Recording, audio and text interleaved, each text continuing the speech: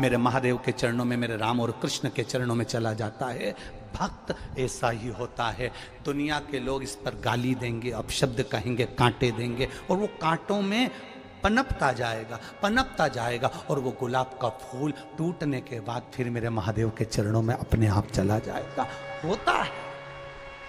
कहे कहे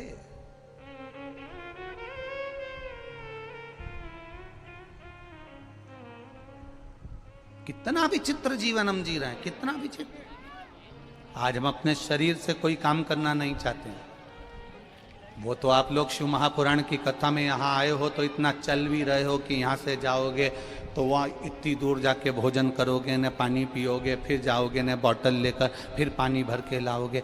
ये तो तुम इतना चल रहे हो, नहीं तो तुम्हारे घर में तो बस रिमोट, हैंडसेट, डिनर सेट और आदमी अपसेट, इसके सिवाय कुछ नहीं है। क्या रखा है ऑफिस में? अपनी पूरी जवानी तो तुमने नौकरी में निकाल दी। जब गवर्नमेंट ने पूरा निचोड़ लिया, ऐसे हो गए कि मुंह का गाल भी अंदर धस गया। किसी किसी का सोफा सेट ही निकल गया। तब जाकर फिर 60-65 साल में रिटायर हुए। फिर नौकरी करते करते, चाहे प्राइवेट हो चाहे सरकारी हो, करते करते अपनी पूरी जिंदगी लगा दी। बुढ़ापा आया, बच्चों को बड़ा करा। एक दिन बहू भी आ गई, बच्चे भी बड़े हो गए। अब तुम उनको समझाने बैठे तो वो तुमको बात बात में कह दे, तुम चुप बैठो, हम है ना, बात कर रहे हैं ना, चुप बैठो, तुम्हें नहीं आती अकल, तुम समझदार नहीं हो। अब तुम इतनी बड़ी पोस्ट पर रहे, इतनी सत्ता में रहे, इतने बेबहू में रहे, और तुम्हारी औलाद तुमको चुप करना सिखा देती है। क्यों? क्योंकि तुम्हारा अहम तुमको अब चूर हो रहा है, और जब अहम चूर होता है तब दुख होता है। इसलिए अभी से अगर तुम शंकर की भक्ति में डूबते चलोगे, ये मानते चलोगे कि सुख और दुख तो मेरे महादेव के दिए हुए हैं, तो जीवन का एक आनंद जिंदगी भर जी सकोगे, जिंदगी भर, जीवन भर जी सकोगे। आज कथा के पंडाल में बैठे हो, घर पे रहते तो एसी के रूम में रहते, डनलप के गद्दे पर सोते, तुम्हारा पर्सनल रूम होता, यहाँ पंडाल में पड़े हुए हो, दरी पर पड़े हुए हो। यहां से तुम शुरुआत करो तुम्हारे जीवन की कि अब मेरा अहंकार चले गया। रोड पर पड़ा हूं, जमीन पर पड़ा हूं, दरी पर सो रहा हूं, 2 कदम चलकर भोजन करने जा रहा हूं, 2 कदम चलकर वापिस आ रहा हूं, सामान पड़ा है, कोई चिंता नहीं, व्यर्थ चिंता।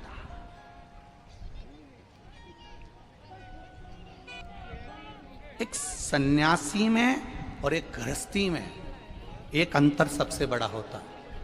एक संत ट्रेन में सफर कर रहे थे, खूब सोने की रकम मकम पहने थे संत, खूब जोरदार।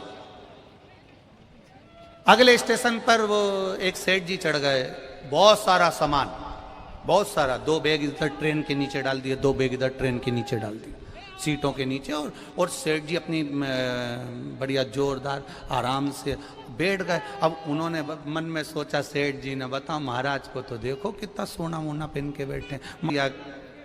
प्रणाम महाराज। महाराज जी बोले, प्रणाम भैया जी। कहाँ से आ रहे हो?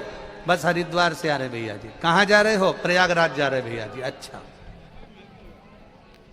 आप कहाँ जा रहे हो? बस हम भी प्रयागराज ही जा रहे हैं। अच्छा, ठीक है बैठो।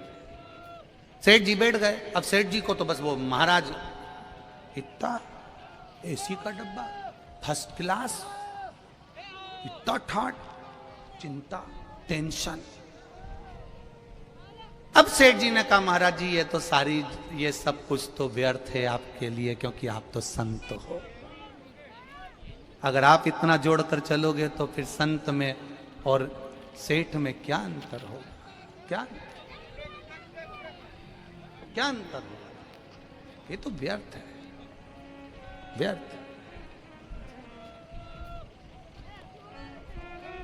ये तो व्यर्थता है ना। अब कहा, स्मरण किया, देखा, ये तो व्यर्थता है। सेठ जी ने कहा, नहीं व्यर्थता नहीं है, तुम में और हम में बहुत अंतर है। आप कह रहे हो आप में और हम में कोई अंतर नहीं है? बहुत अंतर है, बहुत अंतर, बहुत अंतर। क्या अंतर है? संत कुछ भी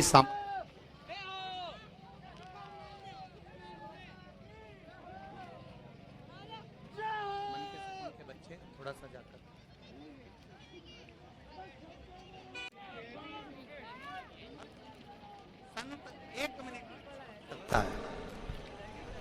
संत 1 मिनट में छोड़ सकता है। और महाराज धन वैभव की सत्ता में हम नहीं छोड़ पाते, ऐसा हो नहीं सकता। उन्होंने कहा हम करके बता सकते हैं। अगला स्टेशन आया, संत भी उतरे, सेठ जी भी उतरे, दोनों नीचे उतर गए। और जब दोनों नीचे उतरे, उतरते से जैसे ही दोनों उतरे बात करने लगे, ट्रेन चलने लगी, ट्रेन चलने लगी तो सेठ जी का हाथ संत ने पकड़ लिया, छोड़ नहीं रहा। सेठ जी का हाथ संत ने पकड़ा, छोड़ नहीं रहा। बहुत प्रयास करा गया पर नहीं छूटता, बहुत प्रयास करा, नहीं छूटा। और जब नहीं छूटा, ट्रेन निकलने लगी, ट्रेन जाने लगी। सेठ जी कहने लगे मेरा सामान भरा पड़ा हुआ है। इतने में संत ने कहा सामान तो हमारा भी रखा हुआ है, बस तुम में और हम में यही अंतर है, हम एक क्षण में छोड़ना जानते हैं और तुम जिंदगी भर जोड़ना जानते हो। संत, साधु, सन्यासी, तपस्वी, साधक, उपासक ये मानकर चलता है कि सर्वस्वता कुछ नहीं, सब नष्ट। महाराज आपका भरोसा जब प्रबल होगा, आपकी दृढ़ता जब प्रबल होगी और आपके भरोसे के साथ में आपका विश्वास जब दृढ़ होगा, तब आपको कहीं जाने की जरूरत नहीं पड़ेगी। महादेव स्वयं आपको ढूंढता हुआ आपके पास आ जाए। ये आपका विश्वास प्रबल होना चाहिए, दृढ़ होना चाहिए, भरोसा प्रबल होना चाहिए, दृढ़ होना चाहिए। विश्वास पक्का करें, भरोसा दृढ़ करें और उस भरोसे पर जीना प्रारंभ करें, उस भरोसा। शंभु शरणे पड़ी मांगू घड़ी रे घड़ी, दुख काटो दया करी दर्शन ने आकर खड़ी होती है और कदम से कदम मिलाकर आगे बढ़ा देती है।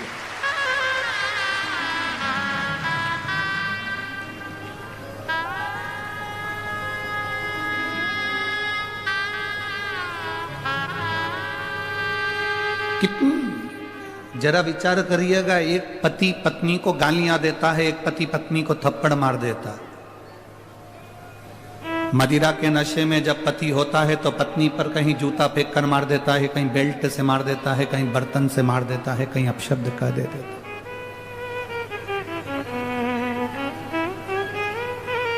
उसके बाद पति को अगर तकलीफ हो जाती है, कहीं एक्सीडेंट हो जाता है, कहीं उसका हड्डी टूट जाती है, कहीं वो पीकर गिर जाता है, पड़ जाता है, उसके शरीर में चोट लग जाती है, सेवा कौन करती है?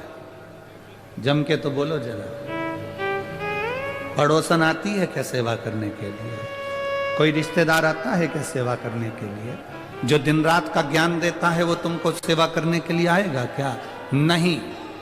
जितनी सेवा कोई नहीं करेगा, उतनी सेवा जिस पत्नी को उसने थप्पड़ मारा है, जिस पत्नी को उसने अपशब्द कहा है, जिस पत्नी को उसने ताने दिए हैं, वो नारी उसकी सेवा में लगी रहती है, भले वो कैसा भी, कुछ भी। एक स्त्री का जीवन कोई साधारण जीवन है?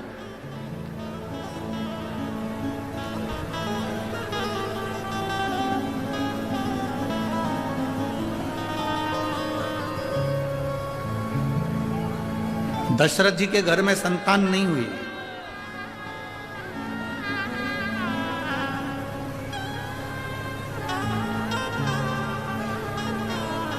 गुरु बाबा को बुलाया गया। गुरु बाबा से कहा कि बाबा वशिष्ठ को बुलाकर गुरु बाबा को बुलाकर कहा गया कि मेरे घर में औलाद नहीं। बाबा ने कहा कोई शिव का भक्त आए और पुत्र कामेष्टि यज्ञ करवाए, कोई शिव का भक्त आए और पुत्र कामेष्टि यज्ञ करवाए तो तुम्हारे घर में औलाद होने में देरी नहीं लगेगी। मेरी 3 धर्म पत्नियां कौशल्या, केकई, सुमित्रा,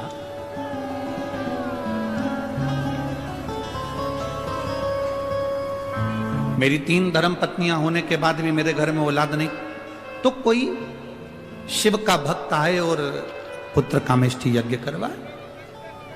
वशिष्ठ बाबा ने तो कह दिया, दशरथ जी के कानों में शब्द पड़ गया, पर वशिष्ठ बाबा से दशरथ जी ने हाथ जोड़कर निवेदन करा कि आप ढूंढो कि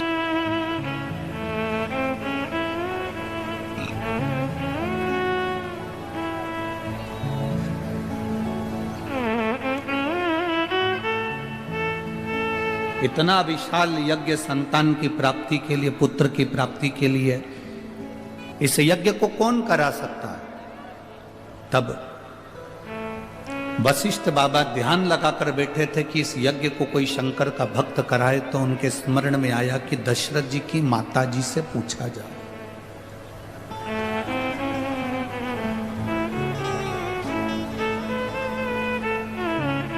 इंदुमती जी से पूछा गया। दशरथ जी की माता जी से पूछा गया, वशिष्ठ बाबा ने उनसे पूछा, यज्ञ ऐसा ब्राह्मण हो बताओ जो शंकर की भक्ति में डूबा रहता हो, शिव तत्व में डूबा रहता हो, क्योंकि ये पुत्र कामेष्टि यज्ञ, संतान की प्राप्ति का यज्ञ केवल एक कर सकता है और वो शंकर का कोई भक्त कर सकता है।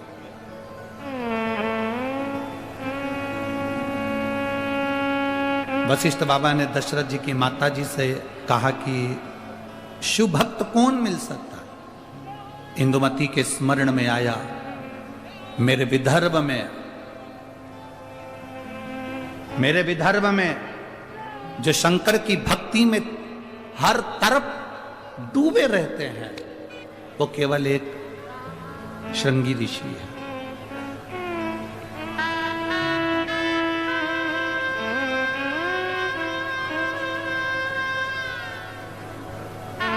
स्कंद पुराण के कभी स्मरण में विदर्भ को पढ़ना,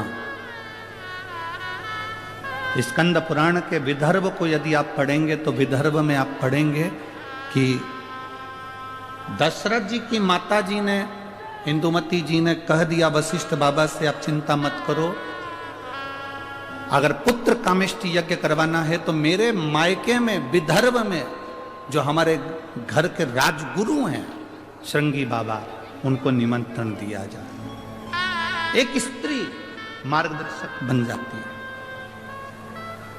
एक स्त्री मार्ग बताने वाली हो जाती है, उनको बुलाया जाए। ये अमरावती की धरा से स्कंद पुराण कहती है, विदर्भ का वर्णन करते हुए कहती है, अमरावती से चांदूर बाजार की ओर जब हम जाते हैं तो वहाँ वन पर्व में, वन क्षेत्र के अंतर्गत श्रृंगी बाबा का एक स्थान है जिसको तपवनेश्वर कहते हैं।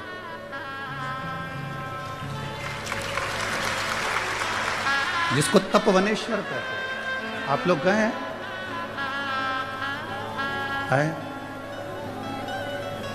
जरा जम के बोलो। अच्छा अच्छा,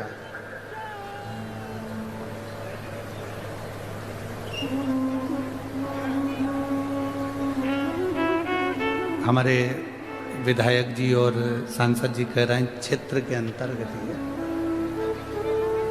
तपवनेश्वर। आप लोगों में से कितने लोग गए? बहुत बहुत धन्यवाद, आपके चरणों को नमन जो आप तपवनेश्वर का दर्शन करें, जहां स्वयं संत साधु तपस्वी साधक उपासक तप करते हैं, तप साधना में लीन थे, तप में लीन।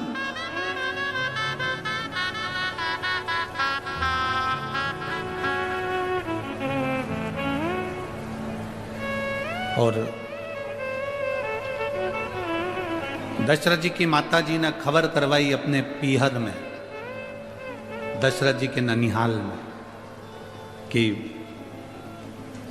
दशरथ जी को पुत्र कामेष्ठी यज्ञ करना है और आप श्रृंगी बाबा से जाकर निवेदन करो। श्रृंगी बाबा उस समय पर तप मुद्रा में लगे हुए थे, बैठे गुफा के अंदर भजन में लीन थे। जब कोई राजकीय कार्य होता था तो श्रृंगी बाबा निकलकर उस गुफा से आते थे और विदर्भ राज के पास में बैठकर उनको ज्ञान दिया करते थे। संत साधु गुरुजन का एक काम है, जब राज सिंहासन को तुम्हारी जरूरत पड़ती है तब राज सिंहासन पर जाकर आप अपने ज्ञान को, अपने उद्बोधन को, अपनी समझ को जरूर देना चाहिए। पर जब राज सत्ता को अपनी जरूरत नहीं है, उस समय पर बैठकर केवल भगवान शंकर का भजन करो, राम का भजन करो, कृष्ण का भजन करो, शिव का भजन करो। फिर राज सत्ता की ओर जाना उत्तमता नहीं है।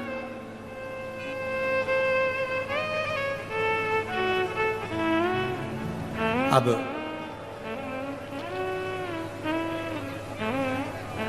खबर कराई इंदुमती जी ने और खबर पहुंची विदर्भ राज के पास में। सुंदर कौंडन्यपुर में खबर जाती है और वहां पर खबर मिलते ही विदर्भ राज ने जाकर निवेदन करा श्रृंगी बाबा से, मेरी बहन का बेटा